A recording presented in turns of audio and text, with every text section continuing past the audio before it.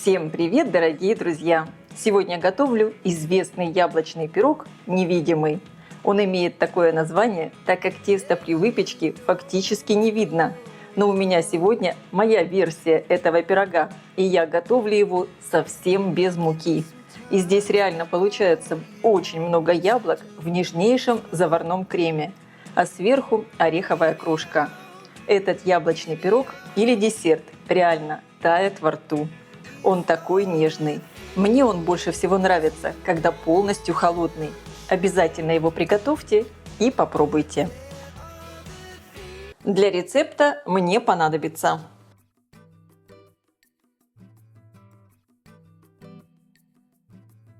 также для приготовления ореховой крошки мне понадобится.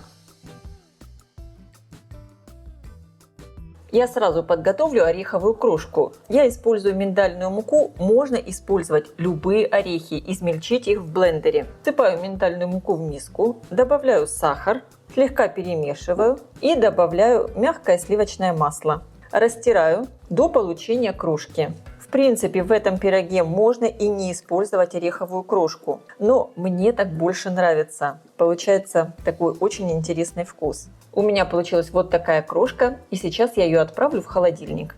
Подготовлю форму. Размер 24 на 14 сантиметров, и высота самой формы у меня 6, и я еще нарастила бока при помощи пергаментной бумаги. Бумагу смазываю кусочком мягкого сливочного масла. Я смазываю таким щедрым слоем, чтобы пирог потом легко извлекался. Также мне понадобится много яблок. У меня здесь примерно 1 килограмм 200 граммов неочищенных яблок. И буду использовать лимон. Мне понадобится цедра и сок. Очищаю яблоки от кожицы. Удаляю сердцевину. Разрезаю на 4 части.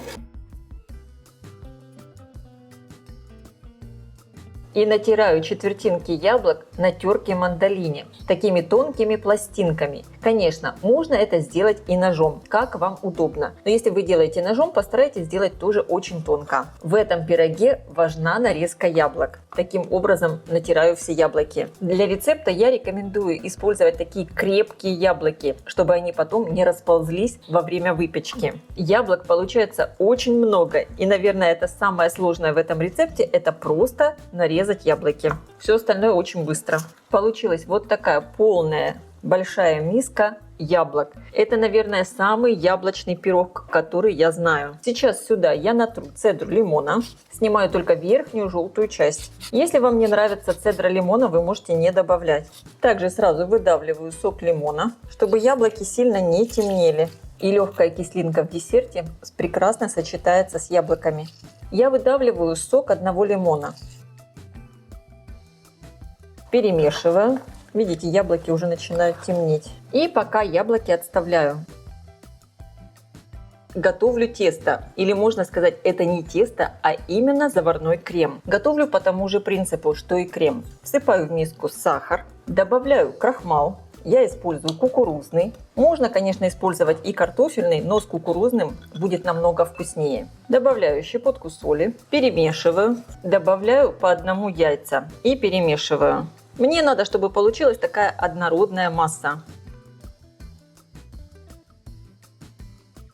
Такой пирог еще часто готовят с мукой, но я хочу сделать именно кремовый пирог, чтобы получился настоящий заварной крем.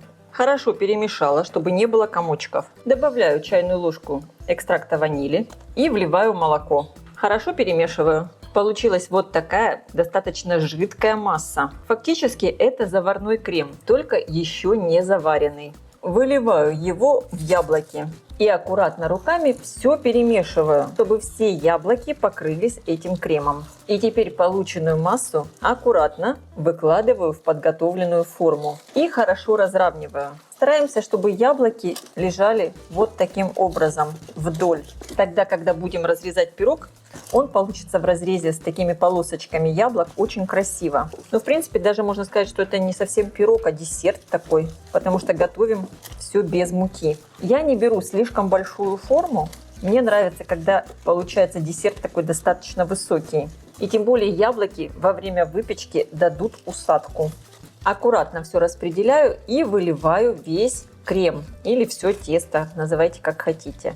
Аккуратненько. Благодаря тому, что я нарастила бока, все хорошо помещается. Вот так немного все прижимаю, чтобы яблоки хорошо лежали.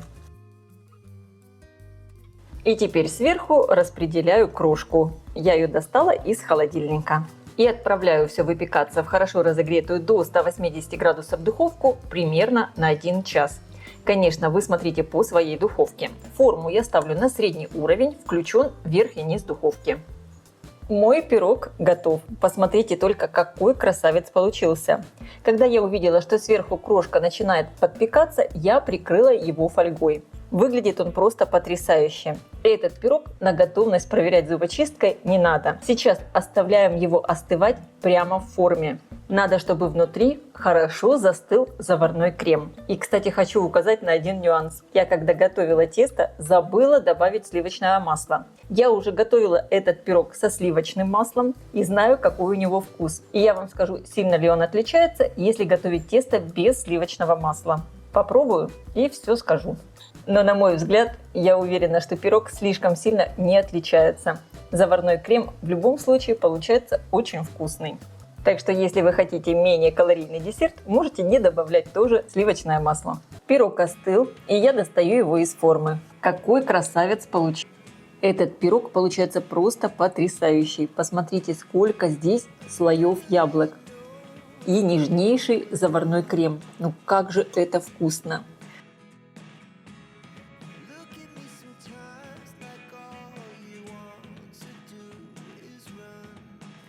Пирог очень хорошо держит форму.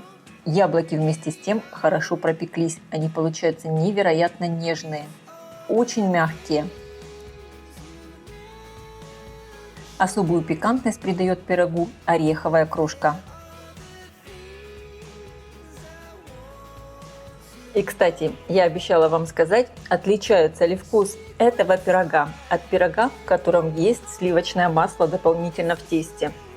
Я вам могу с уверенностью сказать, пирог получается такой же вкусный, фактически на вкус ничем не влияет. Можно этот пирог спокойно готовить без сливочного масла в тесте. Я желаю всем приятного аппетита и приятного просмотра. Если видео вам понравилось, ставьте лайки, пишите комментарии, делитесь им с вашими друзьями в социальных сетях. Подписывайтесь на мой канал Люда Изикук «Позитивная кухня». Всем пока!